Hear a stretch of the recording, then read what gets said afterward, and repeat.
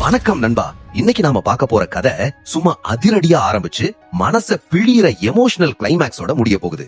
தான் காதலி வேற ஒருத்தனை காதலிக்கிறான்னு தெரிஞ்சும் அவளுக்காக தான் வாழ்க்கையே தியாகம் செய்ய ஒருத்தன் துணிஞ்சா அவன் தான் நம்ம டூட் படத்தோட ஹீரோ. இந்த தியாக பயணத்துல அவன் இழந்தது என்ன, பெற்றது என்ன? வாங்க வீடியோவை ஸ்கிப் பண்ணாம முழுசா பாப்போம். படம் ஆரம்பிக்கும் போதே நம்ம ஹீரோ அகன் அவரோட முன்னாள் காதலி அமுதாவோட கல்யாணத்துக்கு போறாரு. அங்க போயிட்டு அமைதியா ஒரு ஓரத்துல நிக்காம அமுதாவோட ஹஸ்பண்ட் கிட்டயே நேரா போறாரு. பாஸ், உங்க வைஃப் அமுதா கூட நான் 2 நிமிஷம் மட்டும் தனியா பேசணும்னு கேக்குறாரு. அந்த மாப்பிளையும் என்ன ஏதுன்னு தெரியாம சரிப்பா சீக்கிரம் பேசிட்டு வான்னு ஹீரோவை அனுப்பி வைக்கிறாரு.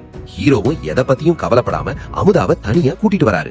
அமுதாவோ நீ எதுக்கு இங்க வந்த, கல்யாணத்தை நிறுத்த வந்தியான்னு பயத்தோடவும் கோபத்தோடவும் கேக்குறாங்க. ஹீரோவோ சிரிச்ச முகத்தோடவே அவங்க கிட்ட கேள்வி மேல கேள்வி கேட்டு மிரட்டுறாரு. அந்த மண்டபமே ஒரு மாதிரி பதட்டத்துல இருக்குது. ஹீரோவோட பேச்சும் நடையும் அவர் ஒரு விசித்திரமான கேரக்டர்னு காட்டுது. அமுதாவுக்கு என்ன சொல்றதுன்னே தெரியாம திருதிருன்னு முழிக்கிறாங்க. ஹீரோ அமுதா கிட்ட தன் பழைய காதலை பத்தி எமோஷனலா விசாரிக்க ஆரம்பிக்கிறாரு. அமுதா கிட்ட பேச்சு கொடுத்துக்கிட்டே இருக்கும்போது ஹீரோவோட கை எதிர்பாராத விதமா அவங்க கழுத்துல இருக்கிற தாலியில சிக்கிடுது. ஹீரோ கையை எடுக்கும் போது அந்த தாலி அருந்து அவர் கையோட வந்துடுது. இது அங்க இருக்கிறவங்க பார்த்த உடனே என் பொண்ணு வாழ்க்கைய கெடுக்க வந்தவன் இவன்னு ஹீரோவை அடிக்க திரள்றாங்க. ஹீரோ வேணும்னே பண்ணலன்னு சொல்லியும் யாருமே கேட்கல. மண்டபம் முழுக்க ஹீரோவை எல்லாரும் துரத்துறாங்க. ஹீரோவும் மண்டபத்தை சுத்தி சுத்தி ஓடுறாரு. ஒரு கட்டத்துல எல்லாரும் சேர்ந்து அவரை ஒரு மூலையில மடக்கி பிடிச்சிடுறாங்க.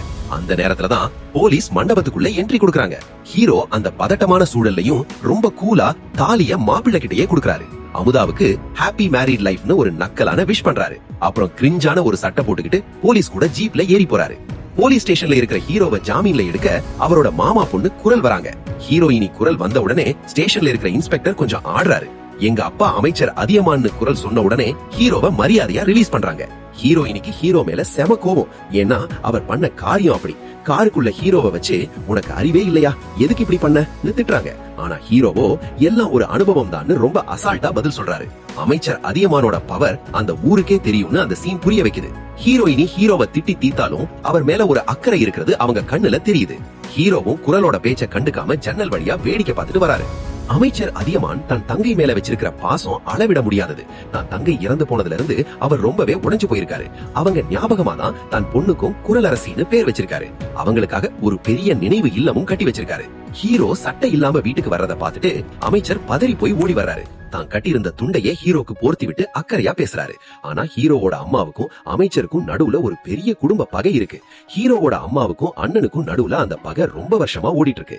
அமைச்சர் என்னதான் ஹீரோ மேல பாசமா இருந்தாலும் அந்த குடும்ப பகை ஒரு தடையாவே இருக்கு. இதெல்லாம் தெரியாம ஹீரோ ஜாலியா எல்லார் கூடவும் பேசிட்டு இருக்காரு. ஹீரோ எதுவுமே செய்யாம